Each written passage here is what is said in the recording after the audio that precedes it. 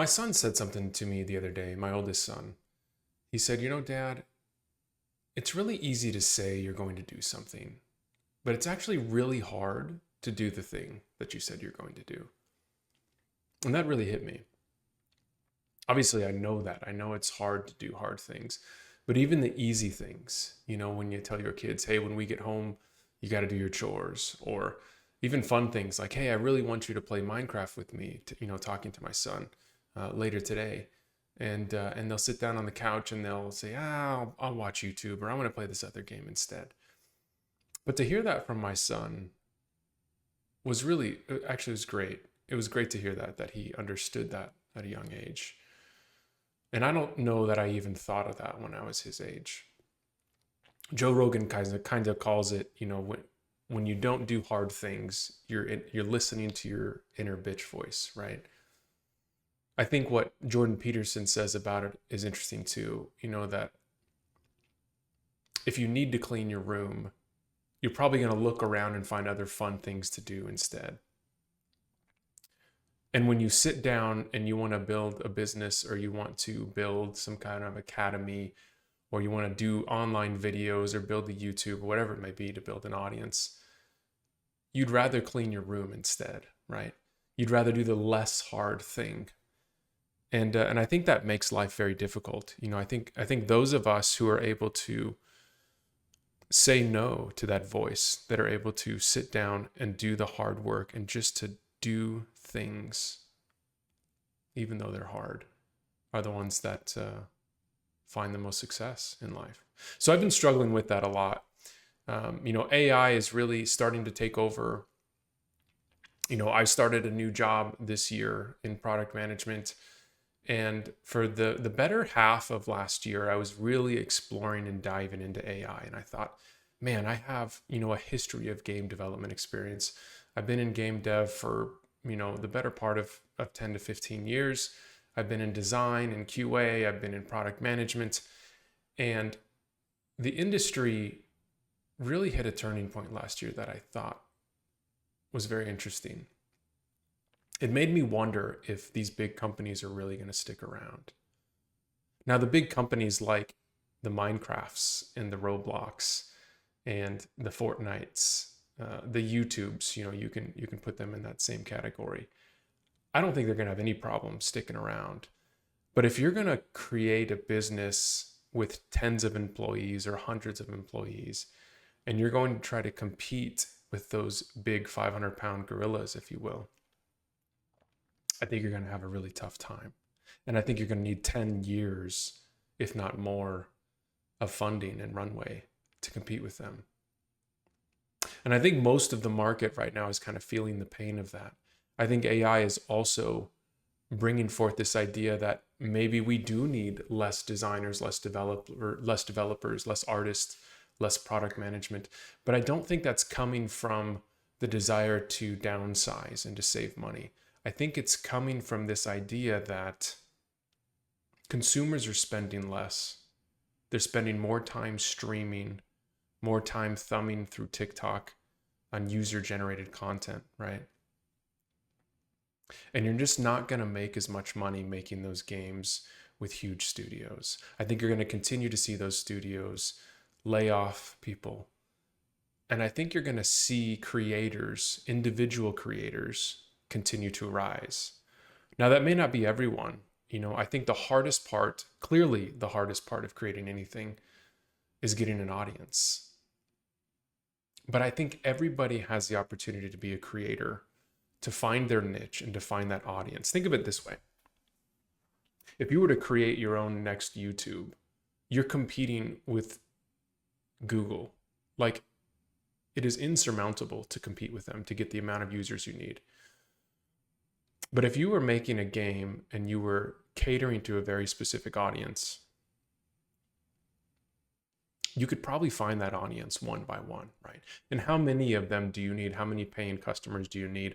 Enjoying your game, being a part of your community, growing together, learning, communicating with them like a real relationship. How many of those do you need?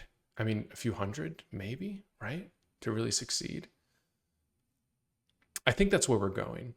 And I want to encourage everyone that's watching this to be a creator and to not sit on the sidelines. 5 months ago, even more actually, this is 7-8 months ago, I started thinking of this idea to build an AI game development academy, right? I don't think that AI right now in the short term is going to do everything for you. In fact, it's not. I've explored it. You can get into a lot of trouble. You can get into a lot of errors that you can't fix. But man, it can really bridge the gap. I think the creators out there who at one point in time thought, man, I have all these great ideas. Maybe you're a visionary. And you just can't put things together. You don't have the money to hire engineers. You don't have the money to hire artists, whatever it may be. Now's the time to really be the composer and to put your ideas together and put them to the test. A composer is a great analogy. When you think of those who compose music and they get up there and they wave their hands, right, to tell what musician to play at what time. Do you think that composer is a better pianist than the piano player that's there? No, of course not, right? Or the one playing the cello or the violin. Is the composer a better musician? They're not. But they know how to compose the music and bring it together. And so I think we're going to enter this era of composers. Let me show you what I was kind of building late last year. I was building AI Game Dev Academy. Now, this site, when I first started, I thought, man, I don't know enough to code, right? I need to start learning how to code. I need to start seeing what AI can do for me.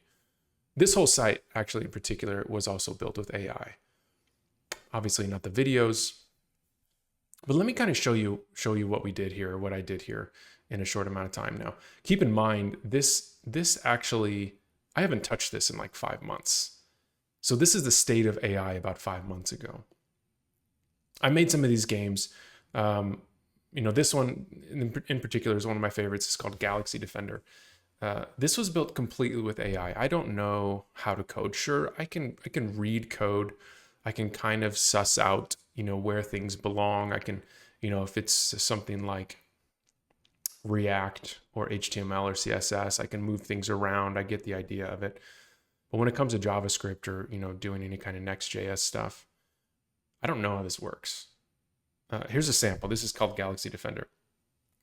Now, this is all AI art, meaning most of it's kind of emojis you can see here. All of it is basically communicating with the AI to build what I wanted it to build, right? So you can see it gets more and more difficult, and you'll see here we've gained a level and we kind of get these boon upgrades, right? I can get more health or speed boost or whatever. Well, anyways, the level gets harder and harder. You get the idea. This is pretty amazing for an AI game, right? For somebody who doesn't know what they're doing. Let me show you another one. This one I built with a friend. This one's called Kick-Ass, if you can't tell. I also added music. Some of this art, this is AI art, and it looks, obviously it looks pretty cool. But the idea here is you kick this donkey and he goes far. There's like Kitten Cannon, I think, which was built similarly. And so you can launch this donkey. Really simple. Screen scrolls forever. Donkey falls on something, gets hurt, right? Or he bounces and kind of goes on forever. Super simple game. Very interesting. There's an end case. See how far you can get, right? What about the next one? Tactical assault. I called this alien algebra to begin with because I really like the idea of teaching people. I wanted to teach my sons, like, make a decision based on mathematics, right? Maybe kill some aliens, answer a math question to increase your marine size, and then kill some more aliens, right? That became actually very challenging. Actually, the challenge itself was the animations of the Marines. If you've ever played StarCraft, when those Marines or those units go and attack something or surround something, it's really a piece of art, I tell you, because it's very difficult to get those to not run into each other, to look normal in the way that they fight. So instead, what I did here is I just have one Marine that goes around and shoots, you know. I never even finished this game, but, you know, it was kind of interesting to kind of make the animation of the Marine turn, you know, it's an AI PNG, but I had to go into Photoshop and kind of adjust it. But a lot of these other things are all built with just the AI coding. But this is my favorite. Let me show you this game. This game's called Whimsical, okay? Yeah, this is it. This game was supposed to be the easiest game. I know what you're thinking. There's nothing here. It's a blue screen. This game was supposed to be super easy. The idea was a wisp that would float through the air. It collects acorns. It drops through gravity. If you don't make it float by pressing spacebar, eventually it dies. You know, there's bad acorns. You're in this kind of forest of trees, and you can get another super acorn that will slow you down so you can get more acorns. Really neat, just cute game. And I had it going at one point really well. And then something happened and it just broke. And this was before I even had GitHub set up. This is before, I think, excuse me, I was using Replit. This is before Replit had those checkpoints that they now have. And so the game was lost. Like I tried to use AI to fix the bugs. I couldn't figure it out. And now look at it. It doesn't even display. I can't even figure out how to get it displayed. It's super strange. But I always think that's funny because, you know, making games with AI is never perfect. This is another fun game. You know, I've always wanted to make a clicker game. And there's obviously some loading here. But the idea here is you can click this wolf and you collect the meat or you feed the wolf, right? And then at some point, you know, you get some upgrades that you can do, which give you more wolf points here, more feeding of the wolf. And then you can just click, you know, as much as you can here until you can expand your den even. You know, pack tactics, the pack goes stronger. Really cool upgrades. If you hear the music a little bit, it sounds like he's growling when you touch him. There's these howls in the background sometimes. Just fun. Like, it was fun. Oh, you hear that? It was fun to make this game. But it's really simple. But the idea is, what I'm getting at is that you can just build things today. A couple years ago, this wasn't even possible, right? And I want to encourage you, even though you feel stuck, even though you feel like, man, I don't have time, I have to spend time with family, I have to study, I have to go to work, work is so demanding, you can do it. You can just build. And I want to encourage you to build. It doesn't have to be perfect. You know, like the website I just showed you, it's not perfect. But, you know, it's built and it's out there. And I'm going to improve it over time, right? And so I want to invite you to come and just join me on this quest of being a builder. The email thing here is actually set up. You can set your email in there. You'll get a confirmation. It doesn't do anything yet, but it's there. It's built, right? If you never start until it's absolutely perfect, then you're never going to start because nothing's ever perfect. So I just want to encourage you during this time where there's a lot up in the air. AI is going crazy. Jobs are all over the place. Seems like remote work is going away in some ways. You know, tariffs are kind of wild. I just want to encourage you. You know, do the hard work. Excuse me. Sit down, learn, and maybe make something. Build a small community. Join a community like mine or something that you're interested in, and start building something together that you can be proud of. Because honestly, this is the future. People out there are going to be looking for real relationships. As AI and robots start taking off, people are going to be looking to be entertained. They're going to look for real communities, and they're going to be tired probably of communicating with AI all day. So I just wanted to share all that. Thank you for watching. Thank you for joining in. Feel free to follow and subscribe and give me your email so that we can stay in touch and I can show you what I'm building. I can send you some templates. And most of all, just start. Just start something. See you next time.